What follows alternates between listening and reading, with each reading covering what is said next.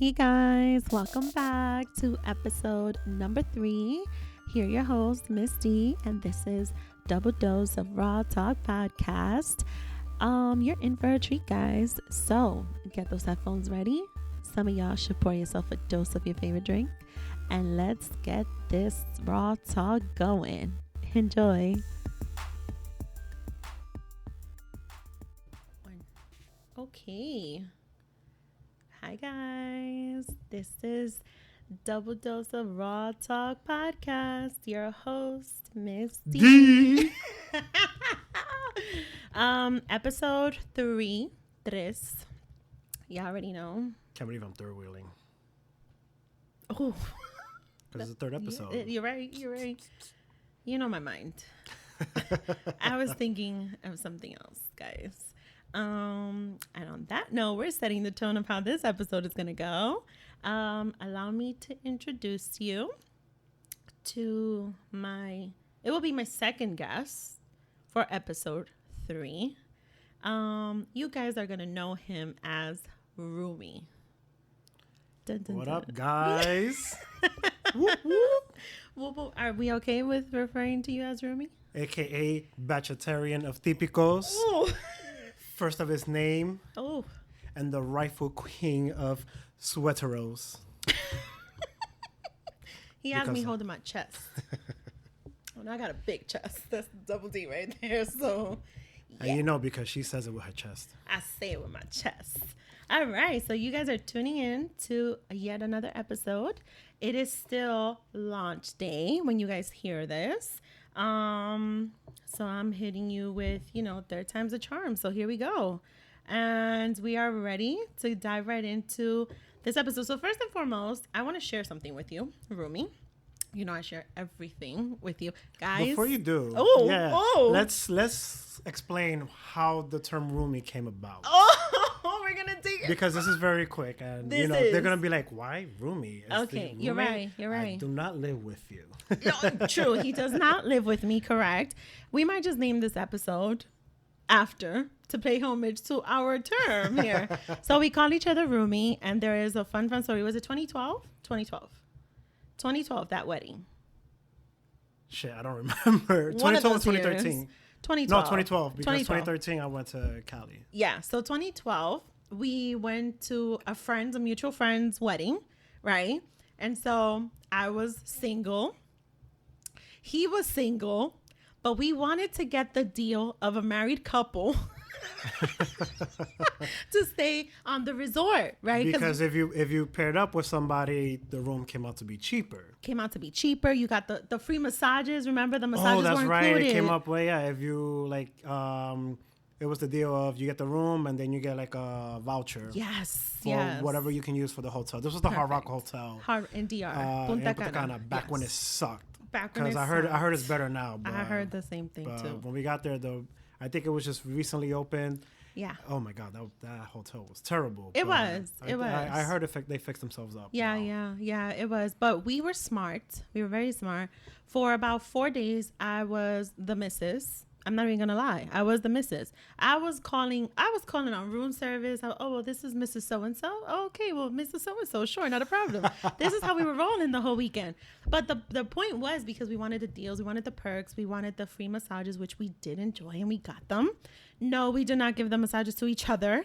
Okay, there were a masseuse there. That was the best thing about that hotel. Yes. That spa was amazing. So if you decide to go to Punta Cana, definitely go to Hard Rock. Mm-hmm. Shameless plug. You better pay me for this shit.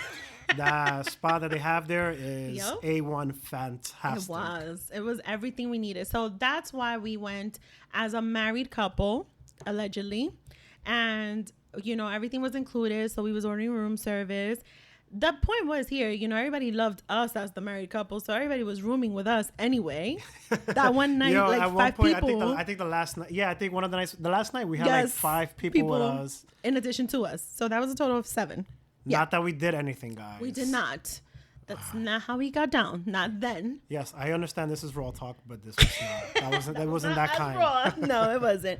So that's where the term roomie came to be, because we were roommates in that trip. And ever since then, we just elevated our friendship, because we know each other since college days when I first entered. I'm not gonna say my age, but We're not. She was a freshman and I was a sophomore. Yeah, sophomore. And we were always cool. Because we are young at heart. We are very young at heart. But if anybody paid attention to my age in the first episode, y'all gonna be able to do the math. Damn, you already gave away your age? Oh, come on. You already know this.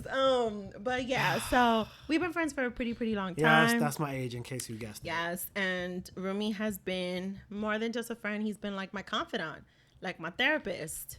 We've both been each other's therapists, Yes, really. Yes. So I wouldn't have it any other way. So That's why I'm very appreciative of being here. That's right. Because if I'm gonna give you raw talk, if I'm gonna give you Miss D and her rawness and all the mess, we're gonna bring you the guests that are gonna know everything. No pause, by the way. So we're gonna dive right in. I want to share with you a little shenanigans I did yesterday. Okay, and I want to be honest about something. So I attended like a pop-up shop yesterday for sex workers. Okay. Oh, this is very Yes, interesting. Yes, it is. So let me be honest. You know my mind. You know how I am, right? You know how I am. So Miss Freaky. yeah. You know, everybody's gonna be very, very receptive to that. I had a good friend of mine share this information with me about this sex workers pop up, and I'm not gonna lie.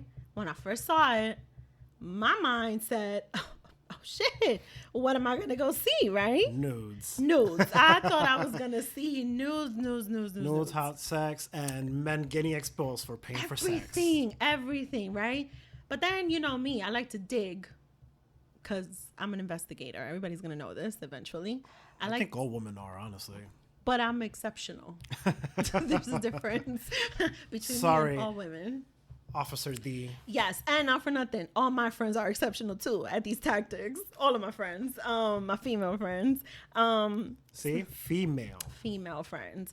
So I started doing a little bit of research, and I realized that there's more to this sex workers pop-up shop.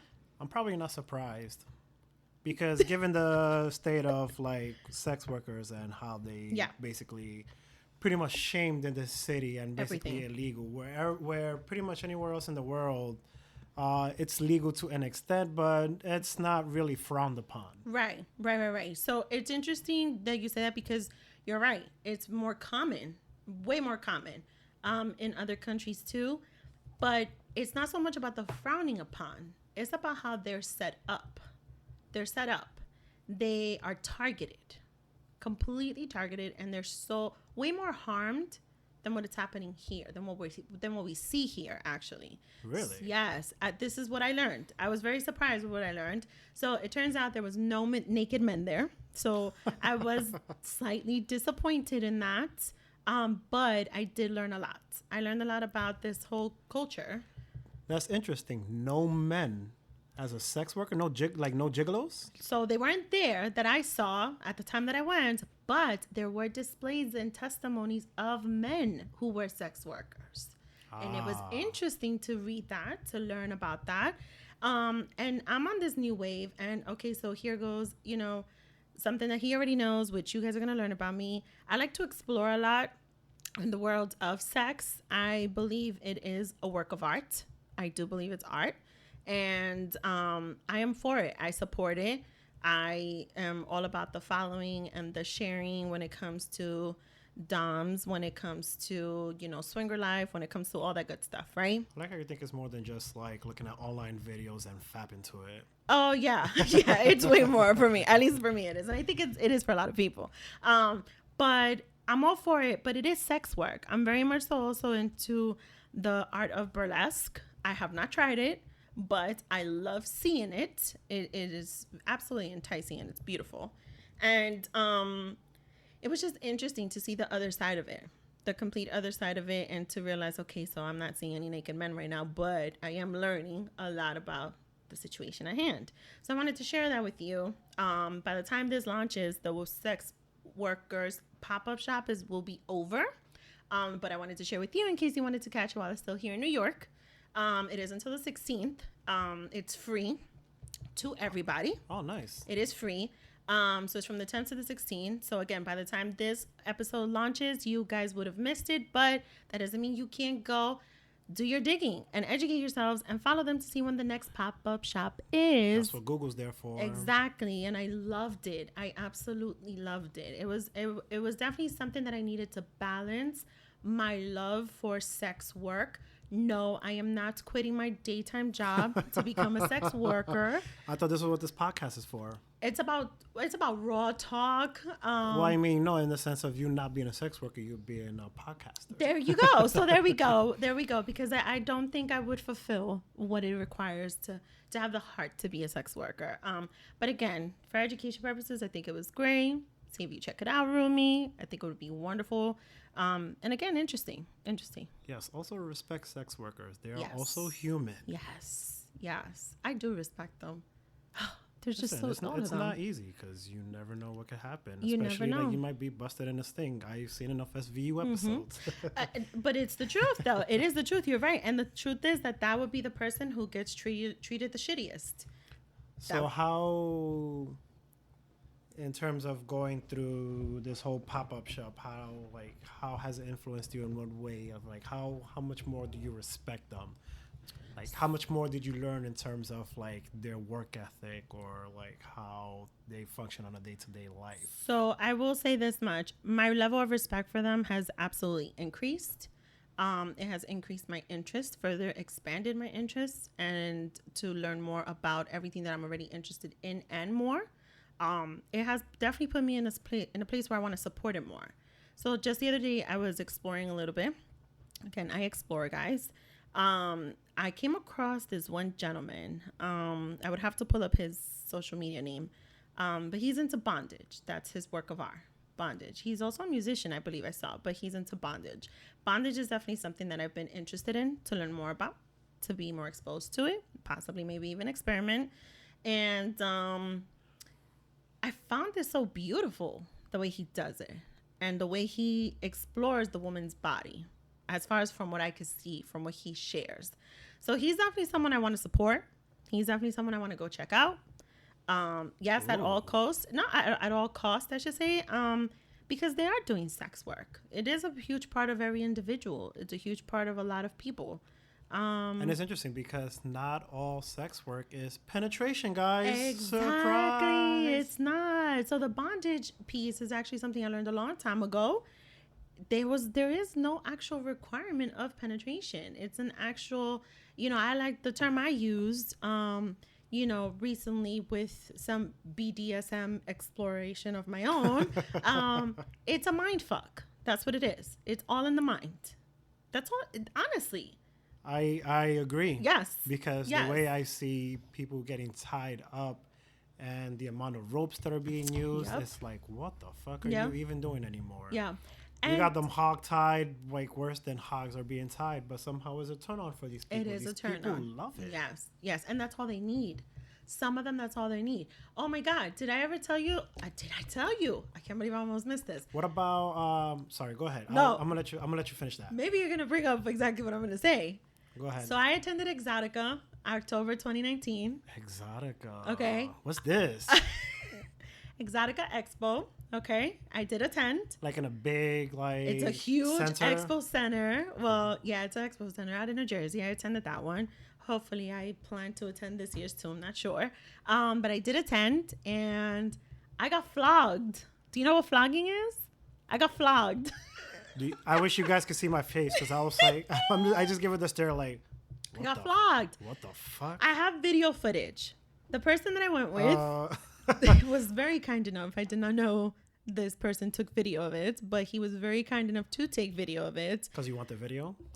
I didn't know he was taking the video. But did you want it? Like, I mean, I like it now. After you were done with it, I'm gonna have to show Roomie the video. I don't know if I showed it to him, but I'm gonna have to show him the video. But what the fuck is flogging? So let me explain. So it's like this fringy looking leather thing, like kind of like, think of a whip, right? Okay. But it's like these little strands in leather material hanging out. So like a leather whip, but like, with fringes, right? Looking like a cheerleader pom pom kind of thing. Yeah. And let me. Did you? Excuse me. If you guys could see missus. Yeah, that's what it was. And so, I walked by it with the person that I went with. I walked by it and I was like eyeing it, right? And so this gentleman says, you look like you're interested in doing that. And I'm like, I totally am. And of course, this gentleman knows me very well. So I'm like, fuck it, I'm going to do it. So I get in position. You have to get in position. What position is that? On all fours. You get in position on all fours. So I got in position. Body roll. Yes. And so let me just be very, very honest. I was in pure Daisy Dukes dressed in little shorts and fishnets and boots. And my ass gets on all fours. Oh, so this was like your exotica costume? This was my exotica costume, and I was in an It wasn't a costume, moment. but it was a... I was in a very much so exotic moment. I had never done flogging. I've never tried it. But it looked very curious the way this gentleman did it. I actually follow him on Twitter. I might have to tag his Twitter handle on this episode, because I actually sent him. So to add him, you need to tell him where he's private. You need to tell him where you know him from, where you met him. And I'm so tempted to send him the video. Funny to be totally to write a DM like, where I know you from? You whooped me. Well, you whooped me. You flogged me. I actually told him that. I did. I told him. You flogged me on Exotica. Yeah, you did. Remember in Jersey? I don't know if you remember me. I can send you a picture. But so I bend over and he starts, right? And he starts pretty smooth. So first of all, when these fringes get flogged on your ass while you're bent over, you feel the air. Okay, and so that just feels very nicely and cool, it does. And I didn't realize, like, I knew how I felt in that moment, in that exotic moment of mine that I was having. But I didn't realize until I saw the video, all my facial expressions. And I was like, oh, there's a video. I was like, you took a video. Awesome. And when I saw my facial expressions, that was the moment I realized that flogging is definitely something I want to try again. Wow. It was very, very interesting. But see, he's a perfect example of someone who is a sex worker. I believe he is. I consider him someone in the sex worker industry. Technically, he is, because if that's what his profession is, and doing flogging, then that's a lot of work. His arms are like amazing. Can you imagine having to flog and how your arms have to be like for that? I'll tell you this real quick, guys. If you look at our agenda, I would not have expected this talk. I pointed out some topics to him so we can have a conversation, right? I'm about to get serious, and we're already going into Exotica. This is Exotica. Well, because you know what? This highlights... Okay, so now I'm going to go into the agenda, guys. This highlights what my adulthood is today, right? So before we go deeper into that agenda, I want to get back into the sex working of something that I read up on, I want to say a couple of weeks ago, because during my time that I have free time at work, that, because I do work, guys. Okay. I am a professional. Anyways, I read about FinDom. What is that? Finance domination. Basically, are men who are willing to just give women any amount of money they desire just for any little bit of interaction. And it doesn't have to be in person. It can be remote. It can be just a picture. Oh, you want a picture of something? Of my belly button? Send $200. They'll send the money right away. Shut up. And they'll do as they please, and that's it. And it's like, oh, no. They'll continue on and they'll develop relationships with these men. I didn't read anything in terms of a woman being the financier, I guess. Okay. Paying a man to do something, but it was very interesting to be like, oh, that's a kind of sex work. I would not have guessed it, but it is kind of like a sugar daddy, but long distance. Oh, interesting. Interesting. I've never heard of that. We might need to tag that again, because the guest I had in the previous episode, there's actually something she might be interested in.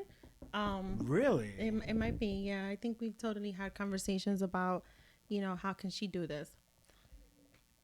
So, yeah. I think I will definitely tag that information. I'm going to need it from you because, like I said, the previous guest will definitely be interested because, we've had conversations. You actually know her. It's Tina. It's Tina, guys. Remember? Get your money, girl. That's right. And so, she looks at things a little differently. I already announced that in my perfect world, I would like a stay-at-home dad. Don't look at me like that. You already know this. Yes, if you're gonna be the breadwinner, Yeah. why the hell Why not? Listen, I tried to promote this, and women look at me like I'm fucking crazy. Why not? Why not? I know how to cook. I know how to clean. I take care of babies. Yeah, you see me with my nephews, Guys. Ooh, Oh my nieces. God. Yes. Like, honestly, like, listen, women do it all the time. I have been doing it for a very long time. I'm totally for. Oh, you hear that? I'm totally for men doing it too. No, I need a refill. I do. I need a refill. I figured. Yes, thank you. Yes, Listen, we are drinking. Men, ain't nothing wrong with staying home and doing the work. I agree 100%. I see nothing wrong with it. I'm totally for it. I think that as long as there's an understanding, it'll work. And I'm glad you're actually here as a man who can attest that there is absolutely nothing wrong with it. Listen, if you want to have a part-time job, have it. If you don't want to work because you are totally committed to taking care of the kids, doing work around the house, do it. Yo, big facts. All I ask is that you put a ring on it, and that's it. Honestly. Throw that shit on me. Propose to me. And without having to ask. Message. There should be. You should hashtag that. There should be easily me placing money into your wallet. There should be no discussion about that. Hell to the yes. Okay, let me be fair on something. Spread that wealth. No, I'm saying, let me be fair on something. For many years, listen, I'm all about women and women empowerment. I am a woman who likes to go to work. I am a woman who likes to work. I am also a woman who knows, I am a single mother. And I think I'm a pretty good mom. But here's the thing. As much as I enjoy being a mom, I do not ever see myself being a stay-at-home mom. I actually find that there is a lot of work that goes into being a stay-at-home parent. A lot of work. It does. No, I'd I be agree. exhausted. I 1,000% agree. I'm exhausted. And I'm not the person. Even if you don't have once those kids start going to school, it still doesn't change. It doesn't. You still got a lot of work. You are doing a lot of work, and so here's my thing. I was very lucky to, not have to pay the very excessive, childcare fees when it comes to my son because my mom has helped me with him. But if I was to have another kid, childcare is very expensive. And I mentioned this in the last episode as to why I would want to stay at home dad. So I'm glad to have a man here who can attest to this concept. Listen, I think it's a thing that, both should be able to do their due diligence when it comes to their relationship. Whether one or the other stays at home or whether both go out and work, there has to be a balance. Yeah, no agree. matter what. Agree. It has to be an understanding. I think that and I know people who have done it, and I know people who it works out with, and I just hope that they have amazing sex. I do. I don't know why that threw me off, but yes, you are correct. Like it's a whole thing of like work balance and life balance as well. Right, whether like, it's the man at home or the woman. Shit is always gonna be stressful no matter what when it comes to relationships. But at the end, that love should not stop. Correct. I absolutely agree. All right, so speaking of all this adulthood shit, which is exactly what I wanted to dive into, the whole concept of adulthood. And the reason why I want to dive into it is because I've been seeing a lot of shit in the news. Okay. Here in New York City, for those who are not from New York and have not read up on my background, or if I did not make it very clear yet, I am from Bronx, New York, home of the Yankees. Down, BX. That's right. And I grew up not too far from Yankee Stadium. Where I live at now is like the nicer side of the Bronx, guys. Pause that real quick. We're from the Bronx, New York. Shit happens. But where is it that you grew up in? So I was pretty much born and raised from the Bronx. I lived in the Fordham section of the Bronx. Literally you did? Yeah, lived blocks away from Fordham University. Shut up. Yeah, I thought this whole time you were from the Heights. And not because I'm a hick. Oh my God. Wait, this whole time I really thought you were from the Heights. The stereotyping is real here. No, I didn't. Oh shit, I'm sorry. Okay, I take Wow. it Just back. because I love my typical music Yeah. and I Maybe bachata that's my why. life away. Yeah, yeah. Maybe that's why I thought that because we do like tend to Mm, party out there. That was so judgmental of me. I apologize. you should. I stereotyped you. I'm Yes. so sorry. Because Hicks also live in the That Bronx. is true. You're right. Okay, so you're from the Fordham section, right? Yes. So Okay. my section wasn't always Yeah. like all Yeah, rosy. yeah, yeah. I've definitely had my fair share of like hearing gunshots, Yeah. crack pipes in my backyard, Ooh. like having to clean that up because Yeah. my dad was a superintendent, so I was raised basically learning how to do home stuff. But instead of just doing it at home, I was doing it for an entire apartment building. Yeah. Yeah. Yeah. Yeah, so my dad put me through that misery for a couple of years. I mean, eventually I learned. And you know what? Honestly, it was a good skill to have because I am a clean motherfucker when it Yeah. comes to my house. Yeah. Yeah. That is true. But it was basically living in an area where around the corner it was always beef because 188 always had beef with Marion. That's basically the section of that I grew up. My public school was 2 blocks away. My junior high school was a good distance away. My junior high school was next to Roosevelt High School. So Oh, that damn. wasn't fun either because I definitely had the experience of where the high school kids used to pick on junior high school kids, and Damn. I didn't know was this. a product of that. Like this shit happened to me. Like, Oh my like god. I've definitely had days where I had to like duck and dive, and then I had the days where I had to like pretty much defend myself as much as I could because I was a fighter, but I knew I was gonna suck against these high school kids. Yeah, for sure. That wasn't neither here nor there. But it didn't matter the Fordham University was that far because the violence was still there. It was, right. Right. Yeah. Do you want to tell people what high school you went to? And then I'll say what high school I went to? Let's just put it out there. Since we're educating them on Marion Avenue. Because I know Marion Avenue. This is the verses right here. Kennedy High School. And I went to Clinton. That was the beef of all beefs for some Beef of reason. all I never beefs. understood it, but my cousin went to Clinton as well. And I happen to So know we- him. Yeah, so we basically have that in common of like every time I used to I used to hang out with my cousin who's Yeah. pretty much like one of my best friends. Yeah. We always used to talk shit and it was just like we didn't care, that's all it was all to us. It was pretty much more childish than anything else, but it was fun in the same aspect because when you're in high school and you have that beef, it's like, oh, your school sucks. Yep. Which by the way it did. You had to throw that in there. Oh, I'm sorry for that noise background. Remember I said I have a kid? Yeah. Good job, kiddo. Remember what I said in the previous episode? Y'all tuning in to My Casa. This is where Miss D holds it down. Yeah. So he said, his school was better than mine. So he says, but what was funny to But look me. at her. But you should see her facial expression because she's right. Yeah.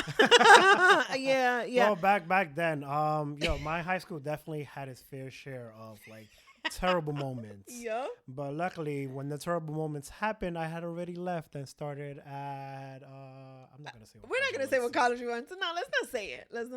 I did have fun. I did have fun over there, but that was definitely a certain had fun. experience We where, had fun. where in high school I was able to expand myself outside of just the areas of where my high school was and where I lived. Yeah. Because where I lived, I was in the vicinity of my elementary and junior high school, so I didn't have to go far. Got it. When I started going to Kennedy, I Yup. definitely had to take That's a farther. bus. Yeah. And that was an experience for me as a kid who doesn't really travel to go to school Yeah. because I didn't really have to until then. So, when I got introduced to people, I started going to Manhattan more. Yup. And So by did Manhattan, I mean like Uptown. And Oh, the that- Heights? What yeah, was that? The because Heights where I thought you were from? Respect me. All right, I'm gonna respect BX all day. Okay? All right, BX. You all know right. this. I'm with you. Listen, just because I'm Dominican doesn't mean you have to throw the Heights on my face. I love my Which, Dominican unfortunately, man. a lot I of do. people probably thought I was from. Yeah. Legit. That's besides the point. But anyways, like it's definitely been like it was definitely an experience in high school being able to travel by myself and my dad giving me that leeway. I'm sure it's easier for men, like for boys growing up, to get that leeway compared to girls. Yeah. But when I definitely started college, that was a whole nother experience to be able to go out like a lot more on my own, not having my dad bothering me, and being able to go like explore the further regions of Manhattan, and especially going into like Queens and Brooklyn. And aside from like traveling, because I did my fair share of traveling, but it wasn't as much. And you know, I was pretty much stuck in the vicinity of New York until I was able to be out there. It's been an experience going from like basically childhood, where you grow up and it's pretty much a poor neighborhood. A poor neighborhood. Do you feel you were a little sheltered? In terms of being able, basically staying in the vicinity of where I lived at. That's pretty much it. Yeah. So I was basically, it was basically like a 5 to 10 block radius. You had more than me. I was not allowed to even go downstairs or outside. Well, I mean, given the fact that I'm a boy and you're a girl at that age, that's like, one for sure. Yeah. Parents are usually more protective. Right. And given the current all the shit, the current situation of the Bronx at that point. Well, New York in general, really. New York is a shit show right now. I love New York, but it is a shit show, and that's definitely one of the things I wanted to touch on today, because just today there was an update. So I don't know if you saw the video of the girl out in Brooklyn. So let me be honest about something. I have frequent in Brooklyn and Queens. My background is Ecuadorian. So if you know anything about New York, you know there's a lot of Ecuadorian community, a lot more than the Bronx, out in Queens and Brooklyn. And so a lot of our family and friends are out there. A lot of the soccer teams, soccer games. That's how I grew up. I grew up every Saturday out in soccer games out in Queens or Brooklyn. You know, my dad was very involved in that, my uncle. And so that's how you keep the community tied, right?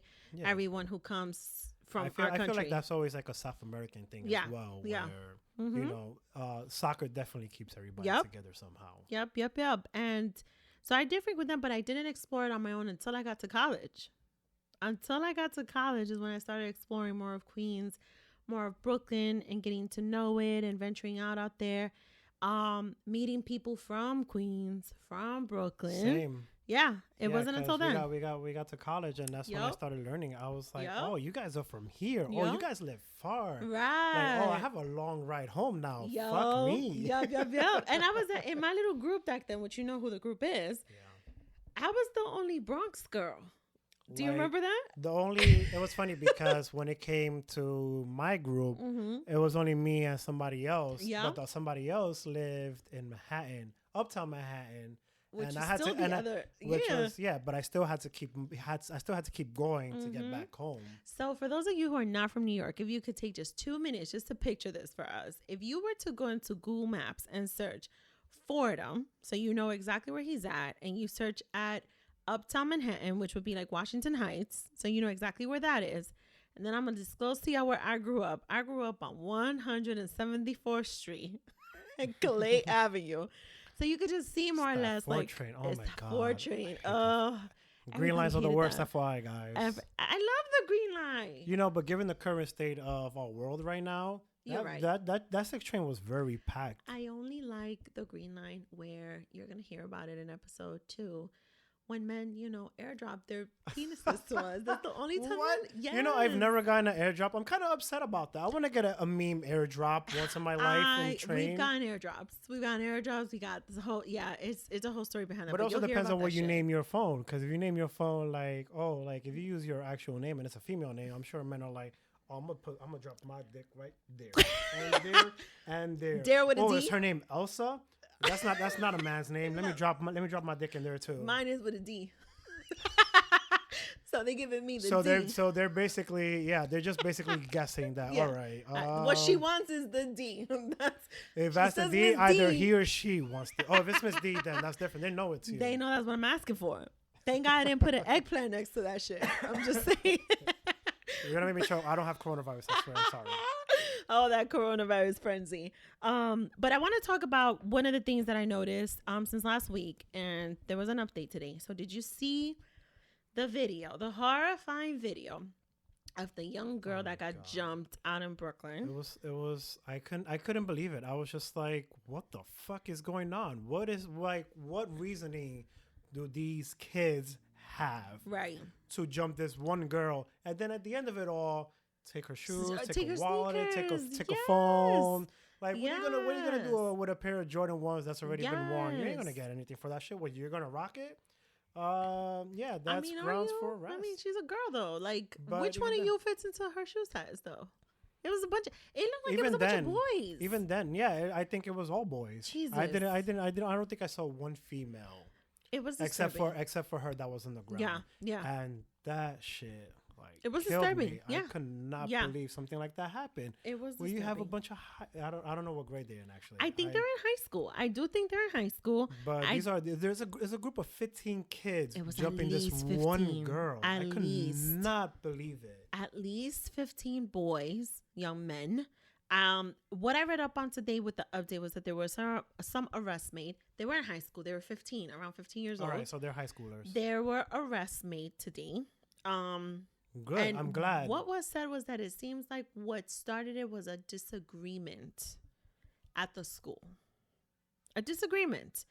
Here's my thing, though. What? Yeah, a disagreement. That's what I read today. I think I read it on Hot 97. I don't know if you guys, like, you know, obviously we're in the era of memes. So you know that meme where the girl is just like cupping her hand, like, what the fuck? Yes, that was me right now. That like, was disagreement. Totally. Yeah, it was based on a disagreement. And the reason why that touches me to my core, I know it's out in Brooklyn, but it hits home. It's not too far. It brought me back to, you know, there was a whole jumping session. This girl got jumped. There was clearly people around because they were recording it. And at some point, it kind of becomes a question of, you know, these kids trusting their community, these kids trusting each other. When do we decide to not get involved, to help, to call 911? Because it brought me back to the incident here, very close to home being where we grew up at, not too far from it, when the 15-year-old junior got stabbed at the store. It brought me back to that. And that was so heartbreaking to me. It brought me back, and I'm gonna tell you why. Because as much as it's been almost 2 years, I think almost 2 years. There's a new show on MTV called True Life Crime. You know, I saw like commercials for that show. I saw what the episode was gonna be about, and you chose not to watch it. I passed on it. I couldn't watch it. Yeah. So when I saw it on the agenda, I was like, oh, I don't want to watch that episode. Yeah. Like, that shit hit too close to home. Yeah. And to think that some shit like that could even happen. Yeah. Like, yeah. A case of like mistaken identity. Like, Yeah. how does that even happen? How does that happen nowadays? I know. You could literally go up to a person with their Instagram profile and see, oh, is this you? Oh, okay. Then sure, I'm going to stab you. Or no, I'm not going to stab you. It's unfortunate where like it brought me back to a situation around where I lived, where I grew up at, where there was a house party. The house party went left. It was around my area, that area. And people just started fighting out of nowhere. The whole place cleared out. Everybody was outside. And then eventually some shit happened where there was a shooting, and a friend of mine got shot and he died. What? Yeah. Which was this was in the early 2000s. And it was tough because he was just about to have a kid too. Wow. And I remember that night because I was talking to him about this kid that he's about to have, and he's like, yo, he's ecstatic and everything. And then like I had left the party and went about my business because, you know, I was doing my thing, trying to get all down and shit. Next thing you know, I hear about all this shit that happens, and then I like go outside. There's all cops outside and everything, and then like I didn't know who got shot until like the next day, and I was like, I couldn't believe it. Wow, he was dead. I was just like, it hurts like to see someone that like. You know them. I didn't know them, but I knew them in terms of like I knew the family, I knew the mom and dad. Yeah. And like thinking about it right now, I don't even know of the family anymore. Yeah, Because I would love to hear from them. Yeah. to see how they are. But did like, you that shit actually happened. witness that? Did No, you? I stepped outside. The cops started questioning me, Got it. and I was like, I was nowhere near in the vicinity. Got What it. do you mean? Like, So I actually witnessed someone at my old hood. You remember my old building? yeah. I believe you've definitely been over there. And if you remember correctly, our windows face the highway, the cross Oh Bronx. yeah, the cross Bronx. And so the passageway there, right over the highway. Side note: fuck Robert Moses. I remember seeing one of the kids. I shouldn't call him a kid. He was an adult, but he was one of the guys who frequents at my building, my hood. Very lovely guy, very amazing guy, always respectful to us. I could never tell you, I never felt unsafe there by my own people. I always felt safe because we were from the neighborhood. They knew who we were. We knew who they were. They were very protective of the neighborhood and took care of the neighborhood. So whatever it was they were involved in, I wouldn't even know. You know what I mean? That's a thing. Like if you're a regular on the block, like if you visited my building frequently, you always have the people that hung out outside, and those are the people that lived there. Those are the people that knew the people that lived there, and it was a frequent, and it was like a family thing. Yeah, like to think that my dad having connections in the neighborhood, like would be a thing because nobody fucked with us. Everybody knew who we were. It's crazy like that. Though. Everybody knew my brother. You know, but everybody loved my dad. My dad, you met my dad. Everybody, like anybody that love his dad, guys. Not in that way, okay? Okay. No, we just genuinely do. We do. Yeah, genuinely. Like my dad is very lovable. He's very sociable. He won't shoot down anybody. He'll consider if you come around, he'll consider you a friend. He's very cool. But everybody knew my dad. Everybody knew not to fuck with my dad. Anybody that fucked with my dad, anybody in the building would step up to them and be like, "Yo, you fuck with him, you fuck with us." And if you fuck around with him, you're gonna get fucked up. Right. And I think it's always been that camaraderie. Yeah. With people like that. Yeah. Like, and I think that's a very hood thing. I don't think you'll see that anywhere else. Like, so I don't know if you see that anywhere else. I don't think so. I know, like, my mom lives out in West Bubblefuck, Ohio, and the only people that I don't even think she knows anyone of her neighbors like that. Really? See, we're not used to that. We know our neighbors. Yeah. We know who they are. Like, even if I walk around where I live at now, like, I'll at least see familiar faces and they'll see me and they'll be like, "Oh, I know that kid. He does this. He shops here." Yep. Or he drops his laundry off. Yeah. I know the super. Like, I know, like... I agree with you 100%. Anything that happens, like, I think that's a thing that happens in urban area, not in suburban. Yeah, I agree with you 100%. And I feel that even here, like, when I moved over here, because I did move out of 174 in Clay, even here, like, we made it our business. My dad has always been someone who has always made friends. So are my brothers. I mean, we keep to ourselves, but we find our ways to always, be genuine with the community. And I have to agree with you on that. I feel like those people who hang out in the building and they know you're from the building. So here in New York City, you live in buildings. That's the majority of what growing up is like here in your childhood. You grow up in buildings, and unless you're like in like outer Queens area, like the outside area, like where if you're close to public transportation, you're gonna see buildings. Yeah, you're gonna see buildings. Away from it, you're gonna see houses and like smaller level like buildings, like basically like 3-4 stories max. And that's not to say those are just buildings. I mean, we haven't even. I mean, I've never lived in the projects, but we surely have projects here. We definitely do. Yeah, and I've definitely been in my fair share of projects. Yeah, I've visited absolutely. And again, it goes back to the point I made. Like, they know you, they know who you are. They're protective of their community. They're protective of who lives in that building, who lives in their territory. That's very interesting because that's like something that you wouldn't expect. Like if you were to move into a new building right now, you would pretty much feel like a loner. Like, all right, I'm gonna stick to myself, like everybody else. Especially when you're an adult. But there are people that will actually say hi to you because they will. I think that's a thing where it's like, oh, you live in my building, you'll get some kind of respect until you disrespect. So speaking of that, though, what exactly, I mean, I'm not going to go through in depth of what happened with the guy from here in the Bronx, the 15-year-old named Junior. You guys could just look up the hashtag Justice for Junior. You will educate yourselves on the entire story, although I'm sure the entire nation heard about it. But with what's going on since then, to what we've seen with like this young girl who got jumped by kids around in her home, like Brooklyn is her home. Like, what is exactly the problem when it comes to that? When, we talk about respect, we talk about our communities, we talk about all this good stuff, and that's fine and dandy. But what exactly do you think is the problem when it comes to, let's say, even the aspect of trust? Like, I knew I could walk out of my building growing up and I didn't feel unsafe. Can you say that to you growing up? Like, you knew there was violence, but did you feel entirely unsafe when it came to where your home was?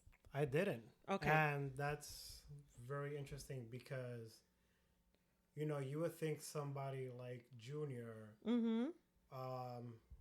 he would feel safe in this area, is a possibility. Like, we don't know the extent of Junior There's a lot in his neighborhood and how people know him. But people didn't know him, and if people didn't know him, people related to him. And unfortunately, being a product of the hood is that. And I say the hood because being from the Bronx, this is what it is. Like, it's basic, but it's all urban areas, and being a product of it, you have that misfortune of like being at the wrong place at the wrong time. The same way that happened to my friend that got shot. Right. Like, you would not expect that, and and it's unfortunate that this, like, he's not the only person I know that got shot. It's a hard fact. We always know somebody that's been through something or that you hear it. Someone knows someone. Yeah. So with Junior, actually, to your point of that area, I want to safely say I was not surprised with something coming out of that area because many years ago, around the age of 12 or 13, I actually went to a school around there, 118. That was my junior high school.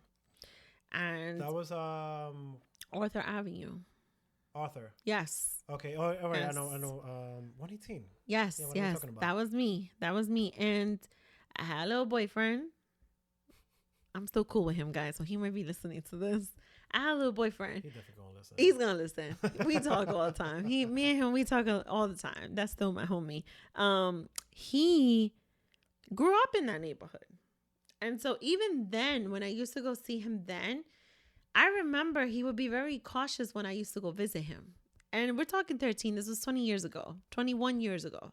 Okay? And even more, because I met him when I was like 11 or 12 years old. Y'all, us New York girls, we just move a little fast. Anyway. Understatement. Yeah, understatement. When I used to go see him, he was very cautious with me when I would go see him and when I would go, visit him. Because, I was so sheltered. I wasn't even allowed to have a boyfriend, so he couldn't come visit me. Yeah, but this is a thing where when you're growing up, a thing of men versus girls. Boys versus girls. Yeah. Where boys would definitely get more leeway, and it was very hard. I was always very pleasantly surprised when I used to venture out into the high school bashes. You used to go to those? Oh, the ones in Jimmy's Bronx Cafe. Damn, now I'm definitely giving away my age. But not only that, you just gave me some memories because we used to. Are you talking about teen night? Teen bashes, yeah. Yes, teen night. Y'all. There's also the ones in Uptown Manhattan. I'm not gonna say where. You can't Google this shit. Okay, I never made it to the ones in Uptown Manhattan. I never made it to those, but there were a few house parties out in Kingsbridge, and I made it to those.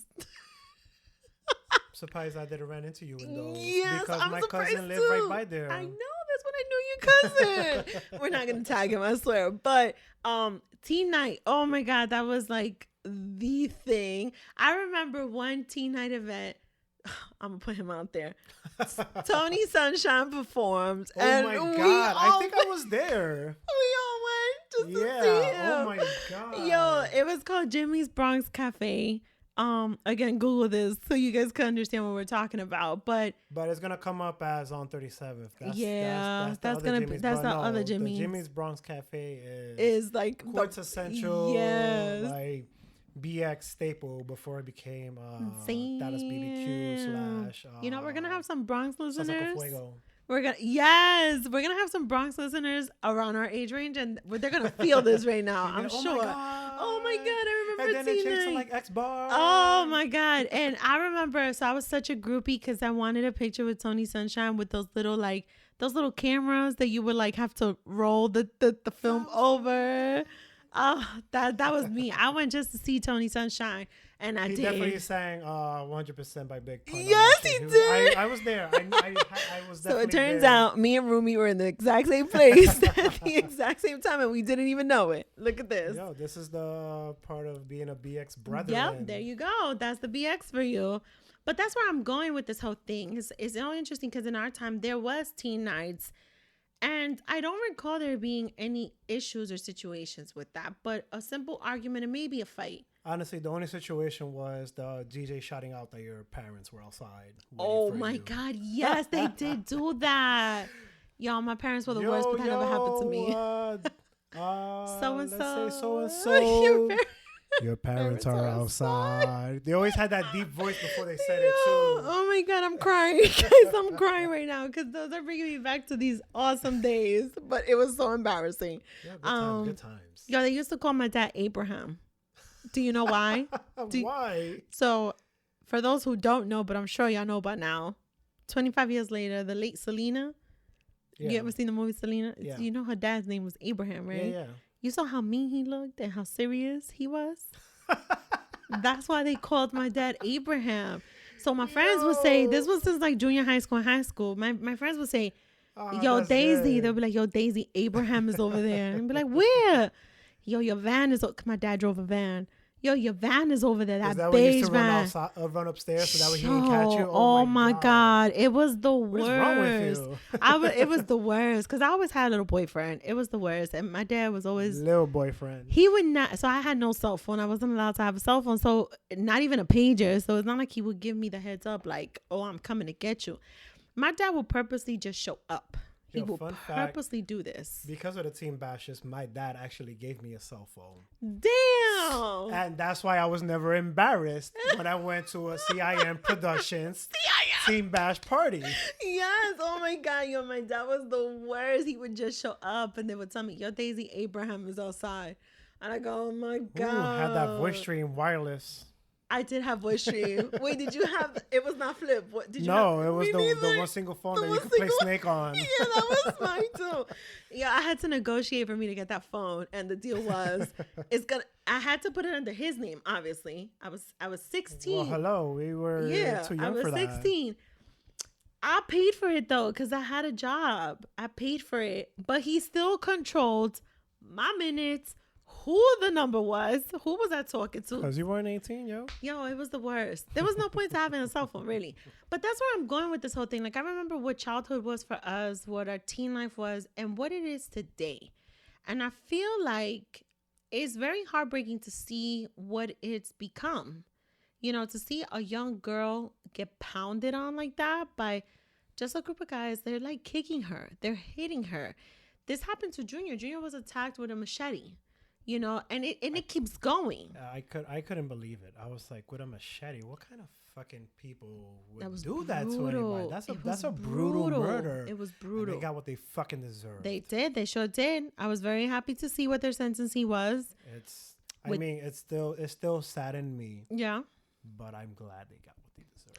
Do you think it's knowing what we know from our childhood and knowing the level of trust that we could have in our community, to what it is today, do you think that there is still trust in our communities when it comes to our youth? I think it depends. Okay. It's a very fine line.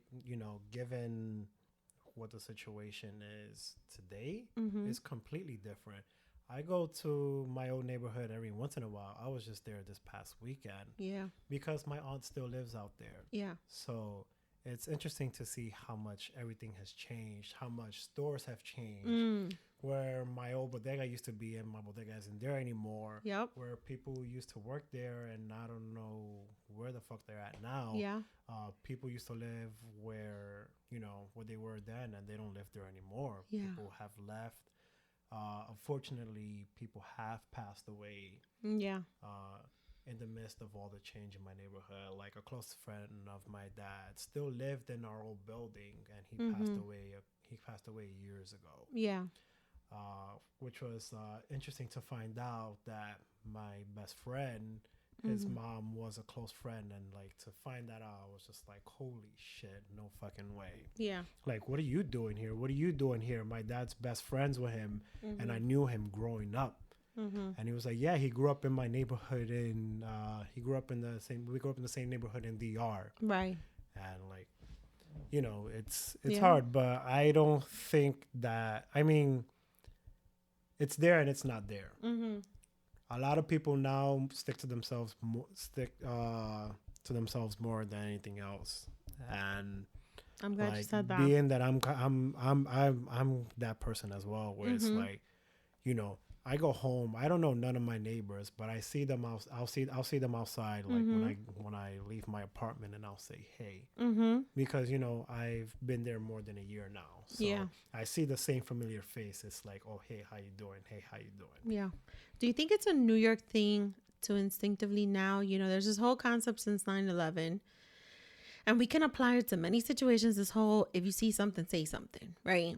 But is that realistic? And I want to be fair on this, because when the whole situation with Junior happened, I was like, you know, what the fuck? Why didn't someone call 911? Why didn't someone do something? Why didn't someone intervene? It's so easy to say that. Because the thing of the hood, like again, there we this go. is where I go back to where hood is hood. Yeah. And you know, if you see something, you don't say anything. You don't say anything. Because you mind your business. Right. Because then they're going to come after you. And that's a lot of like what it is in the hood, and it still is to this day. Yeah.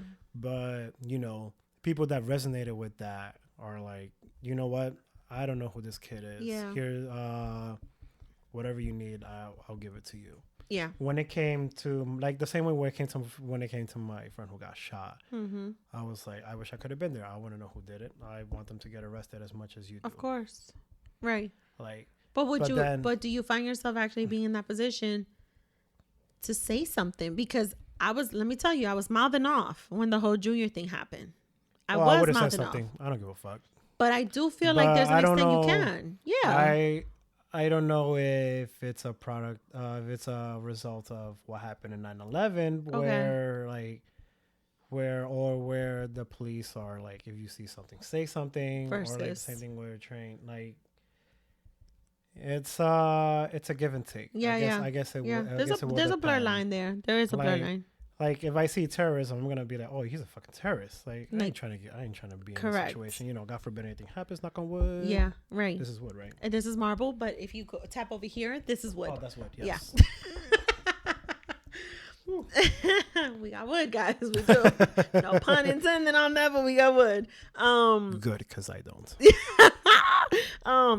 That's basically what I wanted to dive into today, because I was one of those people who definitely said, like, somebody should have said something. Somebody should have said something. I would have said something. What if that was my kid? You know, my kid is going to be 13 in a few days. So now, how about that situation? What happened also in Brooklyn, where the kid was leaving the park and the cop basically just stopped them. Yeah. And the kid is pleading for his life, trying to figure out what he did wrong. Yeah. And the cop is just like, just stay there. Yeah. If you fucking move, I'm gonna do something. I don't know what I forgot what the cops say.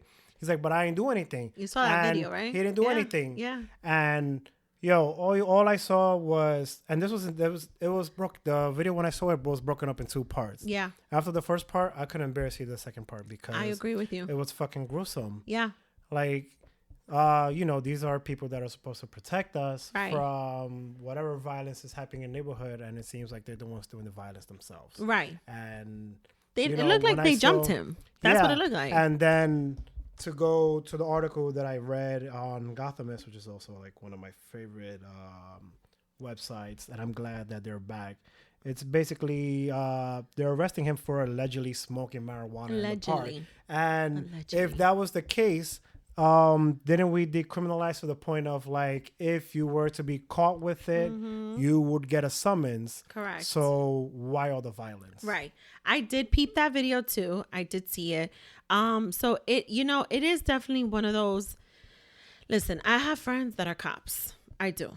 Okay. I have family that are in the force. Absolutely. Family and friends. Absolutely. Same thing. Same thing on this end. And I want to always trust that they're doing what they have to do in their job. But when we think about, again, communities and community policing, that is a huge factor. This kid, I'm all for you guys getting the bad guys. I'm all for that. But this kid was literally like, what the fuck did I do? Like, what was the fucking pleading problem? for his life so that nothing happens to him. Correct. And next thing you know, like 7 other cops come out of nowhere. It was the same shit we saw with the girl that got jumped. They stomped him. They stomped him on the leg with their police boot. This and that. It hurt me. I was just like, the kid. It bothered me. Like, you could have just arrested him on the spot, put him on handcuffs, have him sit down, and that's it. But instead, you decided to jump him. Yeah, it looked like a full blown jumping. He wasn't even resisting. Nothing. He asked what he did wrong. Yep. And he asked all the right questions. What did he do wrong?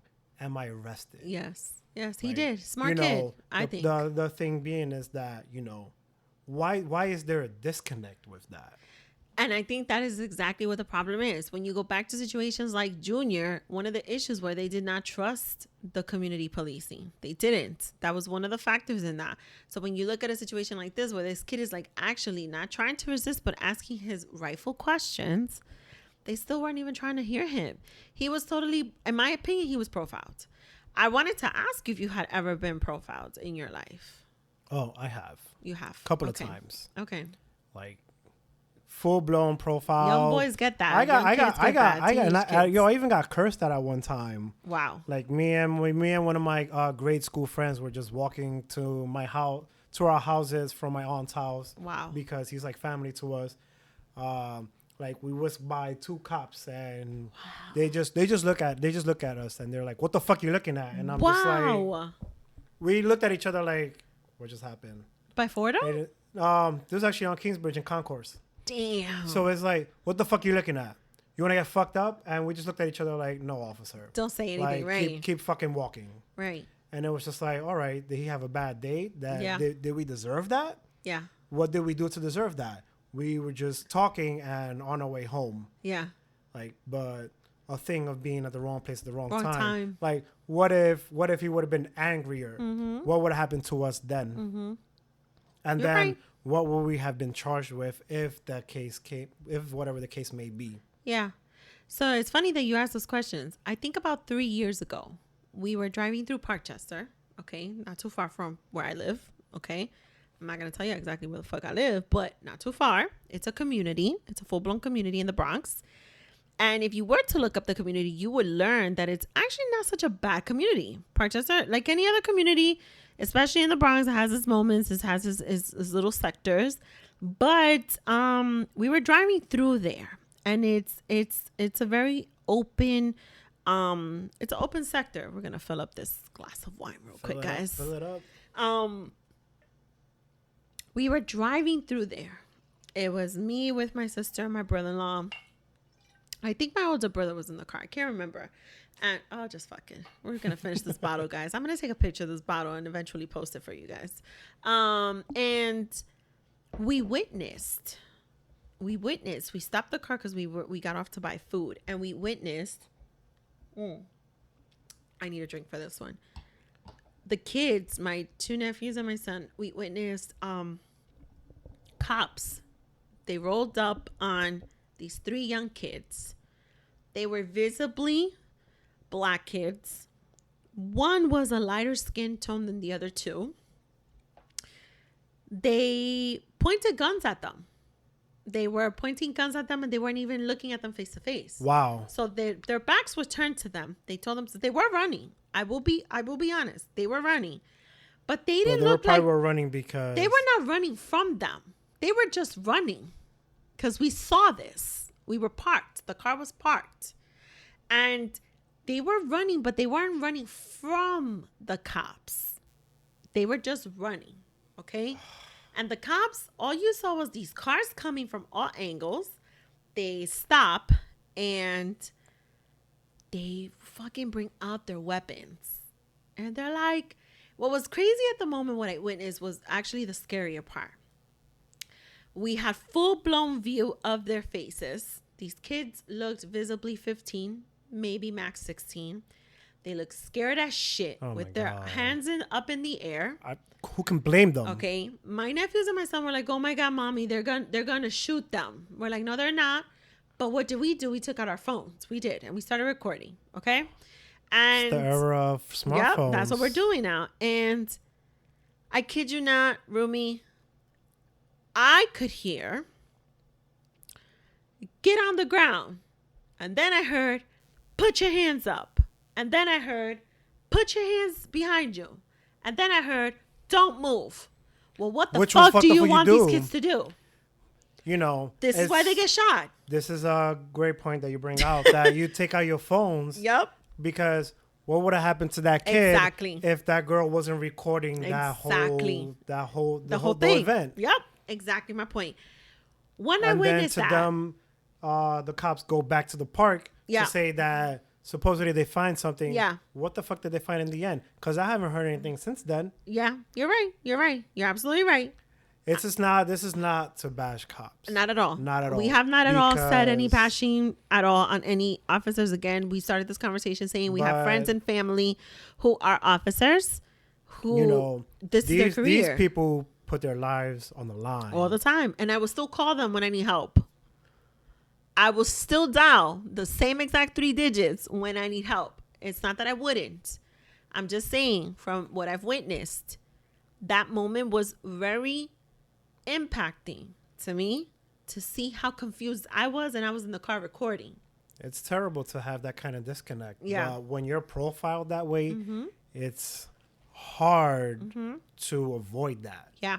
Because when someone is looking for an Hispanic male between 5 and 6 feet, yeah, some shit will happen to me. Like, I got stopped and frisked. Yeah. Thank you, Michael fucking Bloomberg. Yep. Yep. Like, I know. I've gotten stopped and frisked before, where they're like, oh, you fit a profile of this and this. I'm like, that's a very fucking generic profile. So you're telling me you've gone to every block and stopped and frisked every Latino person that you've seen between 5 and 6. Yeah. So, but everybody 6'5" you avoid or no? Yeah. Are you scared of them because you're shorter? Yeah. I definitely said that to the cop. Yeah. Which, he politely told me to shut the fuck up. And I was like, whatever. I got to get out of here and I got somewhere to be. What was funny with those 3 kids that were stopped, the way they were stopped, I remember they like froze. They did not move. The cops were approaching them with their guns out. And they finally all in unison said to get on the ground. And the kids got on the ground.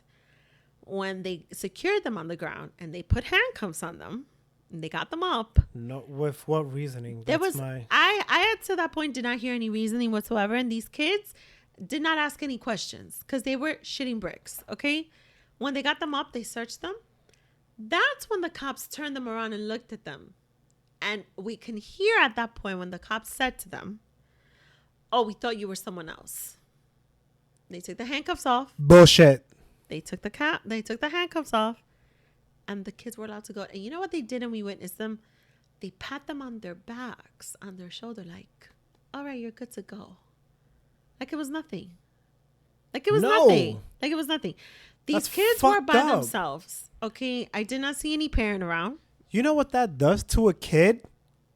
It was horrible. That shit is terrible. It was horrible to witness that. They remember that. The same way that I just remembered a cop telling me to fuck off. Yep. Like, the same way that a cop tells me to, like, put your hands up in the air and spread your legs so we can search you. Yep. Same way, like, a cop, like, I went around looking for parking so I can go to a friend's house around Burnside and Jerome in that area of the Bronx. Yeah. And all I was doing was looking for parking. I didn't hit 60 because obviously we're in a fucking urban neighborhood where every block is close to one another. And somehow my car got picked out of something where it's like, oh, they said the driver looked like such and such. So we had to search your car. Really? Like, and in that case, I was like, you know what? Just searching. You ain't going to find shit. I just want to get the fuck up and continue looking. Like, you know, someone who knows their rights Yeah. wouldn't have let them do that. Right. But right. what will be the end result of you saying that? For even saying what your rights are. Being quote unquote a smart ass, Mm-hmm. where they'll further search you and try to maybe possibly put something on you, or then eventually let you go and be like, fuck off. Right. No, Like- you're right. like- You're right. Like, how do you, like, you know, they paint themselves in this light as they're saviors of the city, Yeah. but you're cursing the people that you're supposed to be protecting. Right. And it's like, you know, what kind of imagery are you putting on these people, Yeah. these kids or these adults that this shit happens to? Yeah. And I want to be clear on that. Like, again, this is not saying they're all like that. It's just experiences we've had. It's experiences we've witnessed here. You know, It's it something is real. It is a series of unfortunate events. Yes. That this happens, but it happens in the poor neighborhoods. Why does it have to happen there? Yeah. You're right. Where right. they can be connected with their neighborhoods. Yeah. And I've been to places where, you know, the neighborhoods know the cops. Yeah. So why are you gonna hate the people in the neighborhood that, you know, are gonna see your faces on the regular? Yeah. Like, it's a complete disconnect between 100%. the cops that patrol the neighborhoods, especially where the cop is from. Yeah. And we don't know the cops. We don't know the cops' background from anything. Yeah. We could see a Dominican cop, and we don't know what their background is, or if they're part of the neighborhood, or if they grew up elsewhere where their mind is trained differently. Yeah. It's a lot. It's a lot that goes into that, for sure, 100%.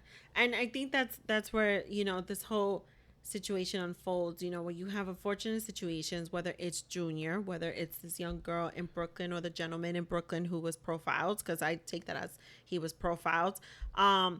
You know, when we reflect on he definitely was profiled. He was definitely profiled. When we reflect on what our childhood was versus what our adulthood is and what we're witnessing today, and we look at the concept of trust, how we were able to trust, and to what extent our childhood, our neighborhoods, our people, and to what it is today, how it has helped us with our growth and development and who we are today as adults. Where do you see your whole value of trust falls under? Like, even today as an adult, the see something, say something. Is that something that you really live up to? Is that something that you do just mind your business? Is that something that you just, you know, I didn't know? Very great points to bring up, especially in our age, because we definitely live in an age where people see something and they just pull out their phones and record instead of saying something, which is, you know, granted a good thing. Yeah. It's a possibility where case of where somebody was mislabeled as a criminal, this video could save their lives and be like, look, this person was the one that was doing the wrongdoing. I have the video for it. Correct. Good point. Yes. So, you know, where you see something and say something is when, you know, when you see what the truth is. Yeah. And I think that's the big thing, because if you're able to get a slight view of that truth, whether it be in recording or in person, where you can back the person up. Yeah. You know, in a case of where somebody is arrested and this person can be freed and be able to live their life, to live their better lives. You don't know that. Yeah. You're right. But it can save them or it can screw them. Yeah. Good point. Good point on that. I definitely think I'm on the side of, you know, I used to be the, if you see something, you say something. 100%. That was me. But where life has taken me when it comes to my level of trusting in my community, trusting in my people, trusting in community policing, trusting just in life in general, I have fallen a little bit into the category of the one that pulls out the phone. But there's nothing wrong with that. There's nothing wrong with it. But people should be able to see the truth. Yeah. What if that girl never recorded it? The guy would have been pleading. The kid would have been pleading for his life. You're right. In jail. Yeah. You're right. You know, but the girl witnessed it. The girl was ready in hand. Like, but this is what we live in the year 2020, where technology trumps a lot of things. Yes. And it's a thing where you have to be prepared to record. Not to say if there's a fire, I'm gonna selfie myself like, oh snap, there's a fire. I'm in hell. No. Absolutely, you're right about that. 100%. It's a thing where if something is serious and you probably should record this, you probably should record. But that also says a lot about, again, the times that we live in. How the kids are living is definitely one thing compared to how we were living as kids as well, because we didn't have social media. No, we didn't have smartphones until later in our adolescent years. Yeah, you're right. And to have that is very big now compared to before, where everything was just a word of mouth and hoping that if something got caught in a security cam, something was there. Correct. It's evidence now. Now we have evidence. And we, when we talk about that, for sure, I made the very bold decision of getting my preteen child a cell phone. And one of the things was definitely a conversation about that's being always with big that. because that's always something where I see a lot of parents now. It's like, oh, do I give my kid a cell phone? Or not? Do I not give my kid a cell phone? How great would it be for my kids to have a cell phone? How much would they abuse that cell phone privilege? What would they do with that? Would they do something bad with it? Right. Or would they do something good with it? Right. That's always what I've been seeing now more. But again, compared to what we were before, where we didn't have cell phones, we used to have to do the three-way with our house phones. I remember those times. My kid does not know what that is. like fortunate in my case, where when we had the blackout, we definitely had like a 9-way going at one point, and it was just like, yo, what the fuck is going? Yo, who's talking right now? What is this going on? For those of you who don't know, look at the blackout. Look it up on Google. The blackout. What was it? 2003. Look that up, guys. I mean, yeah, I definitely wanted to shine some light on this, on the whole issue of trust in our just. I don't remember. But I wanted to touch base on that because I think trust is a huge concept in life just in general, with all sorts of relationships and in all aspects of our lives and in every phase. And I definitely wanted to shine light on that with the most recent events.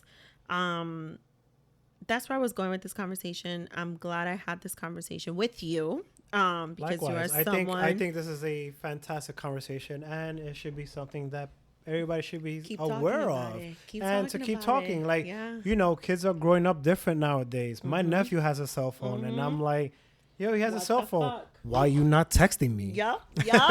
Well, because they're busy doing something else, and that's the reality. Playing we live Fortnite. In. Okay, they're kids. Yeah, and playing Fortnite and basketball. It's just it's just a message out there. Definitely, I think the value of trust is important. Is definitely to continue to be reinforced. In all aspects of life, in all phases. I think it molds us to where we are today. Do you think there's anything other different aside from like technology and social media playing a part of like how kids are growing up now compared to us? Yeah, I think it's a whole cultural thing. I think it is.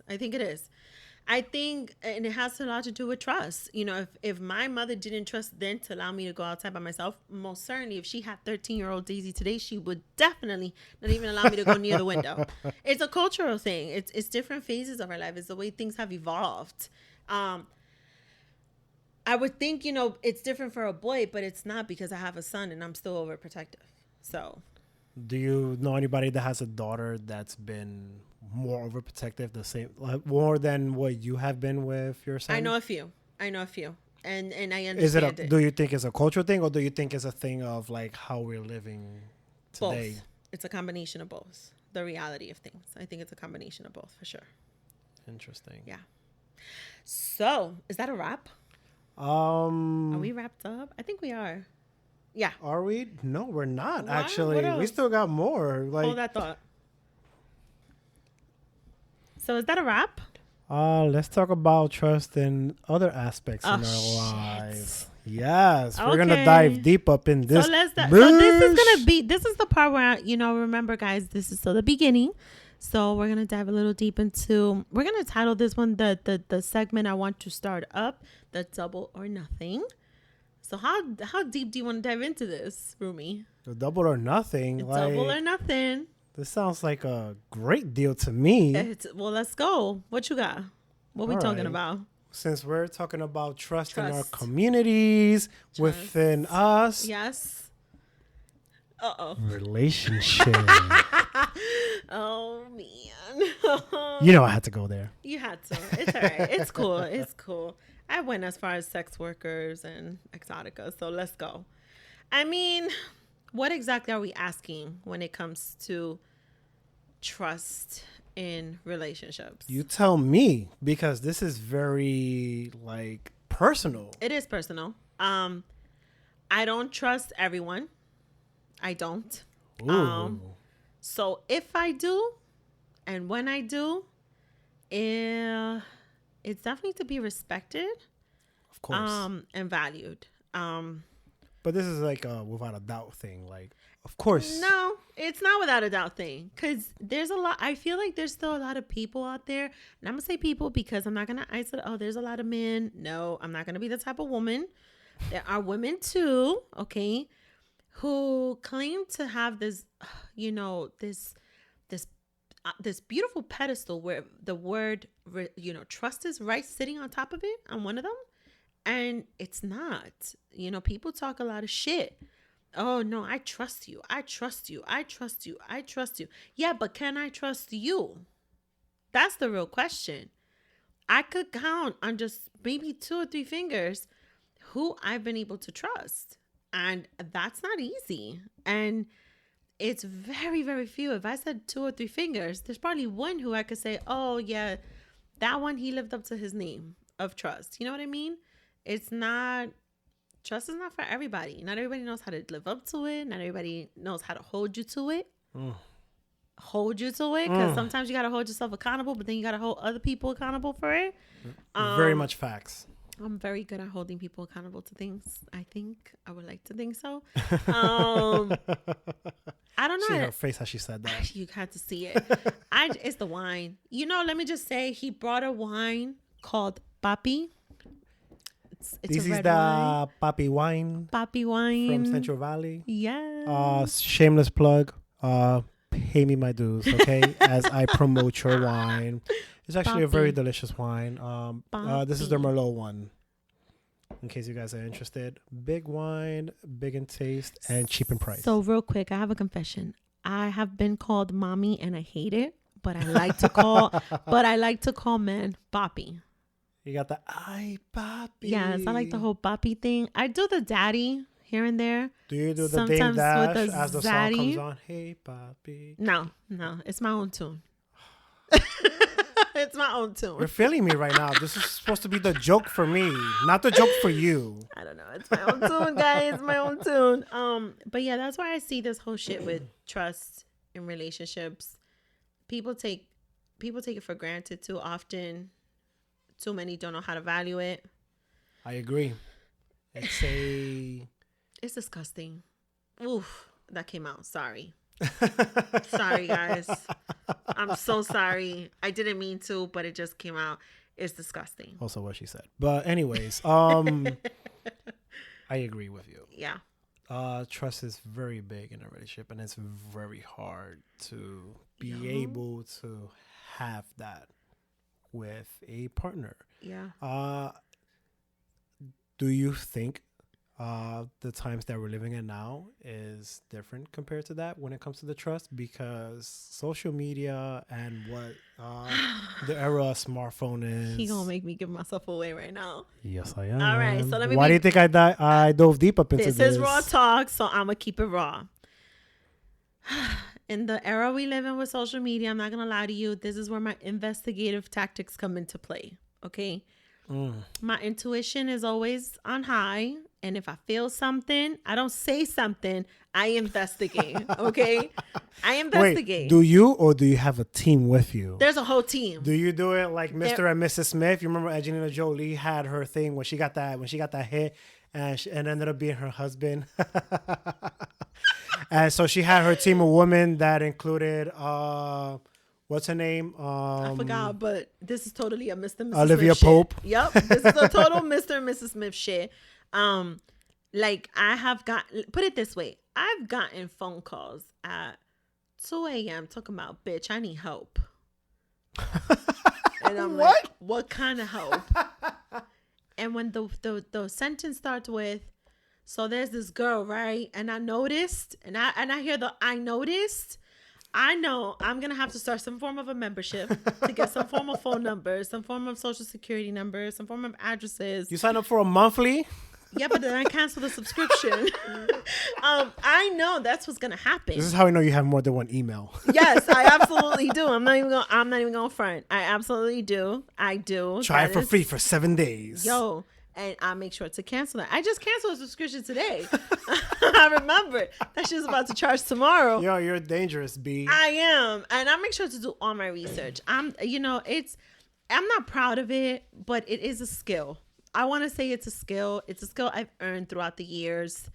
And that piece of it, I am proud of because not everybody's able to do this. I will say this. I want to give recognition to some of my friends. I'm not going to say their names right now because they're probably going to come on the show at a later time. And I'm very proud of them for their tactics because they've developed it within the years, the last few years. Thanks to your help. Nah, some of them have helped me. Wow. I have to admit that. I got to give credit where credit is due. Some of them have helped me, and some of them got some skills. But this is the thing. This all falls dangerous. Yes, and this all falls into this whole issue of trust. Is it really an issue of trust with that one person, or is it that you got your own trust issues? Bingo. And I think that's what it is. Insecurity. It is insecurities. It is absolutely. I'm gonna be very honest. If I trust you, if I remotely trust you, I said it before, and I'm gonna say it again. You should be honored. You should be thankful. You should be grateful that Ms. D was able to trust you 100% because I don't trust anybody. Oh, so she's that BX bitch that will cut you. I mean, I'm just saying, I don't trust just anybody. And I hold people to that. I do. People need to understand that as well. Like it's not easy, but that also plays into the thing of like where someone's looking for a relationship and then being able to get through that feat as well. Yeah, you're right. And that's another part. I think trust goes hand in hand with, I want to say honesty, but my new entire vibe is called transparency. Why a new vibe? Oh, it's a whole new vibe. But why? What led to it? Has it been like age? I'm not trying to give your age up, even though you already gave it up. I'm proud with my age. I'm saying it. You want me to say it again? Because I'll say it again. No, it's fine. I don't care. They already know. So, yeah, they already know. So it's a thing of like, as you get older, that becomes a thing, or has it always been a thing for you? It's always been a thing for me. The whole honesty piece of it, of what you see is what you get. I've been raised like that. WYSIWYG for all you techies. Because I'm a tech person. I've been raised like that, but it's a big part of it is like, if I say talk to me, you need to know you could talk to me. You could be honest. And this is not just about a romantic or love relationship or any form of, lover relationship. This is also with any type of relationship. Like, you have to know who the person is on the other end and who you're dealing with. So I am a type of person that, yes, you can come and talk to me. You could tell me what it is. You could tell me what's up. Be transparent. Why? Values go hand in hand with everything. So there's the value of trust. Mm-hmm. There's the value of transparency. I used to call it honesty, but I call it now transparency. And I do think it has evolved with my age. I do think so. And yes, I definitely agree with you in that transparency part, because if you're not being expressive when it comes to a relationship, that's definitely going to be a big negative, and it's going to make your partner think that you're hiding something. Correct. And I feel like if, you have an issue with your partner, you should be able to express it. Mm-hmm. You should be able to sit down and be able to say what your problem is and be able to come with a solution. Correct. And if a solution can come from it, then guess what? There's going to be even more problems. Yep. And you know what? That's going to lead to a lot of downfalls. Yep. I agree 100%. I don't think everybody knows how to do that, though. Till this day. No, that's a very big thing. We're in our mid-30s? I still know people who still have a hard time with that, who still have a hard time with being transparent. And it's not to dog them out. I want to encourage people to be transparent. Do you think they're not transparent because of their insecurities? or because of like their self-being? I think in general. I think in general it does have to do with their self-being, in the sense that they maybe don't know exactly where they are or who they are. But I also think it has to do with their insecurities for what their past may have done to them. Going into their past is big, because if they don't tackle that, which is why I highlighted this whole childhood versus adulthood shit. That's why. Look at that. We're coming back full circle. I'm just saying, this is exactly why. I think everything is full circle. This is where life has taken us. We're in our mid-30s and we're still trying to figure shit out. We're still figuring out. We're probably in good places. Most of us probably are. Some of us are not. It's not to scrutinize the ones that are not. Of course. Nobody's perfect. Everything is always is always learning, no matter what. You're always learning about yourself. Correct. You're always learning about the world. There's always going to be something new to learn. Correct. Going back to the technology being mad corny of me because I love tech. you know, old tech dies and new tech lives, and the tech is always going to evolve no matter what. Yeah. And you as a person should evolve as the same way. As well. Yeah. This is why I lead into the whole fuck being honest. Be transparent every step of the way, no matter which way you're evolving. Just be transparent with people. Be transparent with yourself. That's all it is to me. I think that's where you're able to hold people. But I think also, if you're being transparent, you're also being truthful as well. Yes. And that's where trust comes into play. That's exactly where... Listen, my biggest value in life is respect. Okay? Which is always earned. It's earned. Thank you. That's exactly where I was going with this. I don't just expect people to respect me. I always tell people, anybody, any form of relationship I've had with them, I believe I've earned your respect. I believe I have, because you've earned mine. If I have not earned yours and somehow you've earned mine, we're not balanced. There's a problem. There's a problem right there. So if I've earned your respect and you earned mine, nobody lost here. Nobody's at a loss. No matter where this type of form of relationship has gone, neither one of us lost. We both won. Because we've kept the respect for one another. Yep. And that's something you take to individuals, to people, to humans. No matter what the previous label was, you're still you, I'm still me. Yep. Oh. That's where the respect is. But a lot of that leads to it. It's the trust, is the transparency, is your dignity as an individual. Who are you? Do you know who you are? Yeah. Do you hold yourself to it? And there are people that still don't know who they are, and there are people that are still working on that. And that's great, as long as you're self-aware.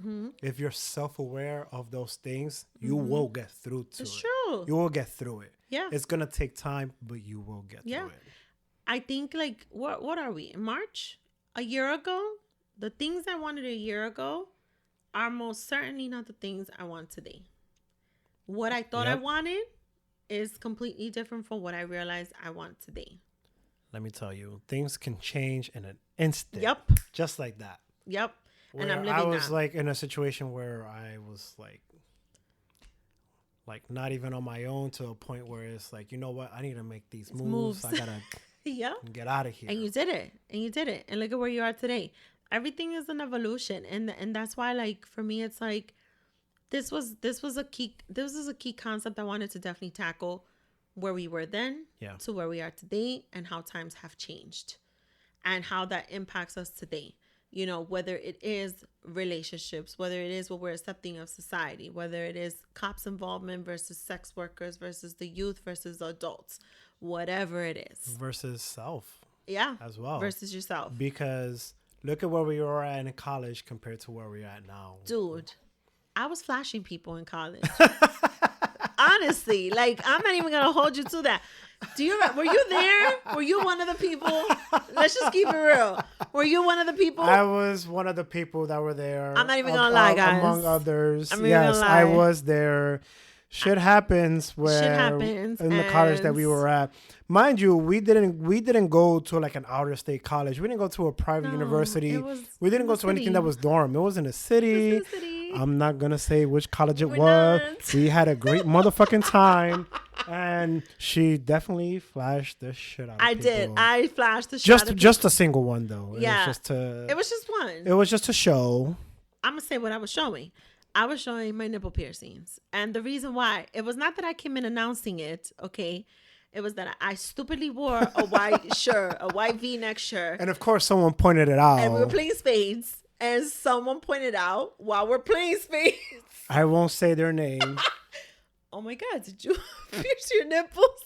And I just like held my set of cards, my deck of cards close to my chest. And I said, yes, why? And they said, because I can see it. I said, oh, shit. So then they said, well, can I see it? And I said, sure.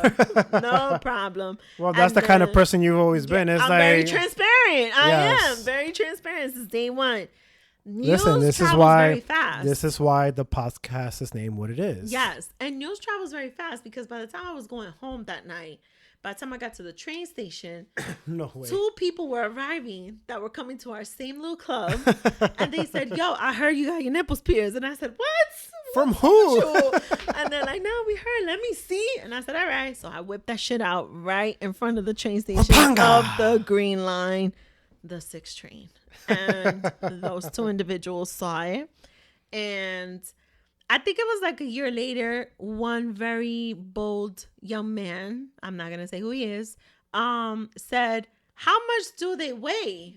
Do you remember that? And yes. I said, you know, very transparently, I said, "I don't know how much they weigh. I've never weighed them. Would you like to weigh them?" They definitely weighed them. And he definitely weighed them. Yes. Let me just be very clear with y'all, okay? I wasn't screwing anybody in college. I had a little boyfriend in college who later became my spouse. So who ended up being her baby daddy. Yeah, the baby daddy, and we got a divorce. But I wasn't screwing nobody in college.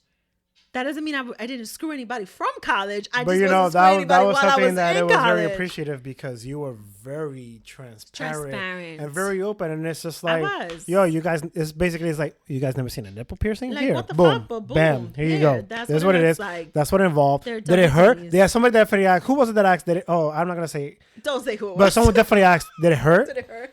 I remember that. Oh, God. Good times, guys. Wait, so like, I'm like, you never got your ears pierced?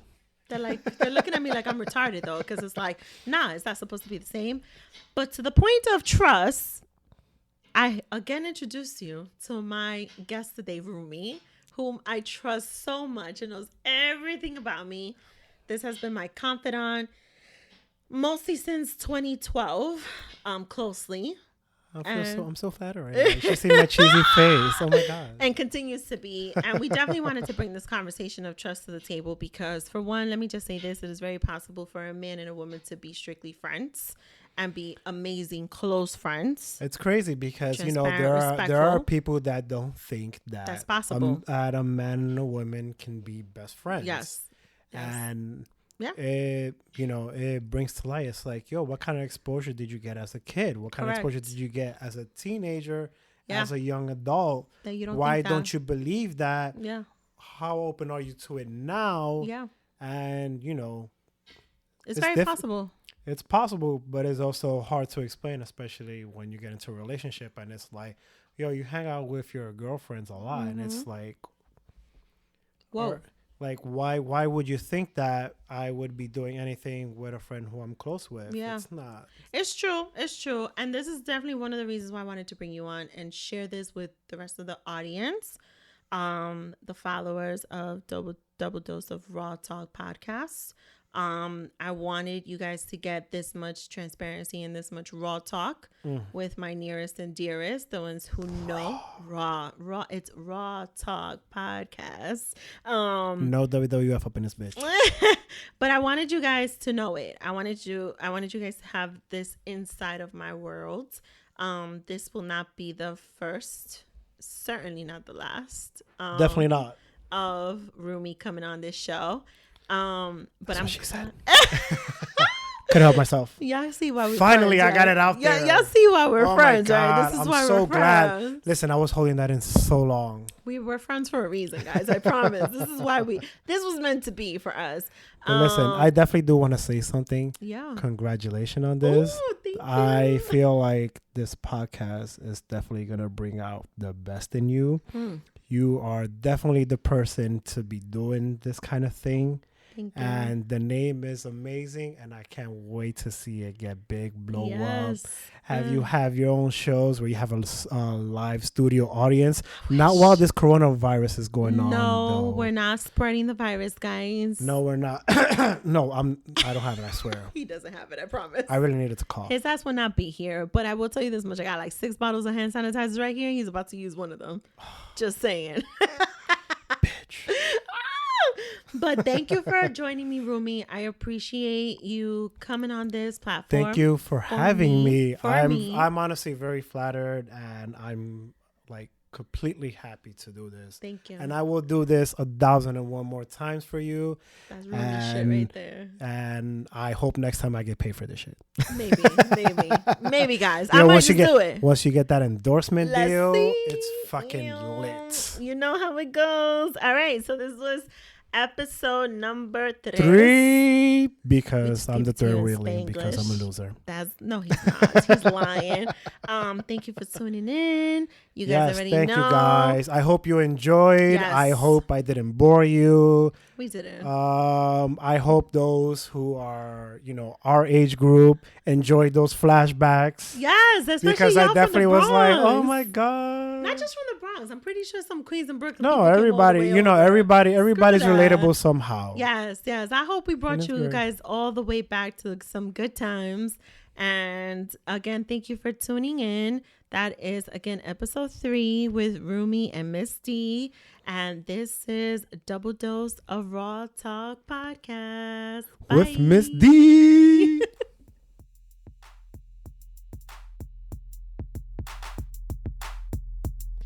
Want to launch your podcast within 30 days? Go to Idea to Launch Academy. Under my show description, there is a link, Idea to Launch Academy. Click that link. Whether you want to launch your first podcast, rebrand your current podcast, this is it. This is the opportunity. This is how I got started. Do not wait. Go click that link.